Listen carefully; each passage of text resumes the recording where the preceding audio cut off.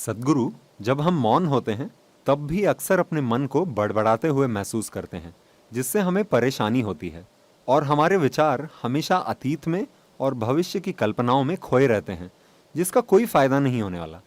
मैं जानना चाहता हूँ कि इससे छुटकारा कैसे पाया जाए। A whole lot of इस thought विचार about this शून्यता पर thoughtlessness. बहुत विचार हो चुका है। विचार शून्यता, नो माइंड, इस तरह की चीजों का खूब प्रचार किया गया है और इन शब्दों का बुरी तरह गलत अर्थ निकाला गया है और तरह तरह के भ्रम फैलाए गए हैं और लोग परेशान हैं कि अपने मन को कैसे रोकें। It took millions of years of लाखों सालों के विकास के बाद मन को इस तरह की क्षमता हासिल हुई है। लाखों सालों की प्रकृति की जबरदस्त मेहनत का नतीजा है कि आपके पास इस तरह की गुंजाइश वाला एक मन है और अब आप उसे रोकना चाहते and now you want to stop it.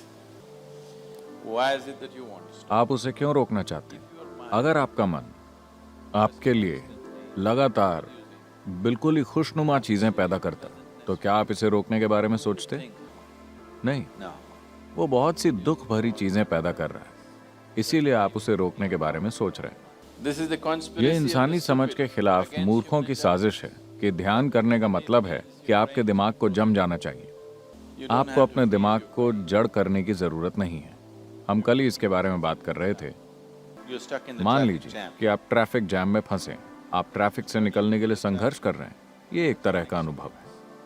मान लीजिए आप चामुंडी पर्वत के ऊपर खड़े हैं या एक गर्म हवा के गुब्बारे में ऊपर तैर रहे हैं और वहां से आप नीचे के सारे ट्रैफिक को देखते हैं बड़ी शांति के साथ। Very peacefully. Why? क्यों? क्योंकि आप दोनों के बीच एक दूरी है ना? जब आप उसके अंदर होते हैं तो Traffic is a different एक अलग एक्सपीरियंस है। बहुत ऊपर एक गर्म हवा के गुब्बारे में बैठे हुए जब आप नीचे देखते हैं तो आपको आवाजें भी नहीं सुनाई देती। वो ट्रैफिक बहुत सुंदर लगता है ना? because there's a distance. क्योंकि आपके बीच एक दूरी है। एक बार जब आपके और आपके मन की गतिविधि के बीच एक दूरी आ जाती है तो मन समस्या नहीं रह जाता। मन एक चमत्कार है, कोई समस्या नहीं। और वैसे भी अगर विचार आ रहे हैं लगातार, अगर आपको दिमागी दस्त हो गया Mental diarrhea. तो निश्चित रूप से आपने कोई गलत चीज खाई है ना? Yes. अगर आपके शरीर में दस्त हो गया है तो उसका मतलब है कि आपने कोई खराब खाना खाया है। अगर आपको दिमागी डायरिया हो गया है तो साफ है कि आपने कोई गलत चीज ग्रहण की। Something wrong.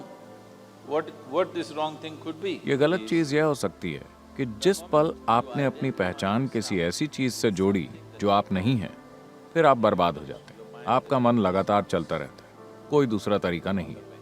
आप जो चाहें करें, कितनी भी कोशिश करें, ये रुकने वाला नहीं है। It is not going to stop.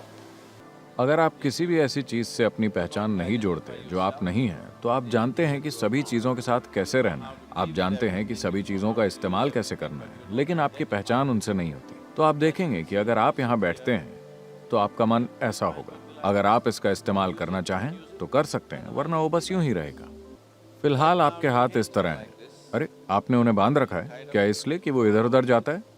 आप उसे ऐसे रख सकते हैं, ऐसे रख सकते हैं, ऐसे रख सकते हैं। जब आप उसका इस्तेमाल करना चाहें आप कर सकते हैं।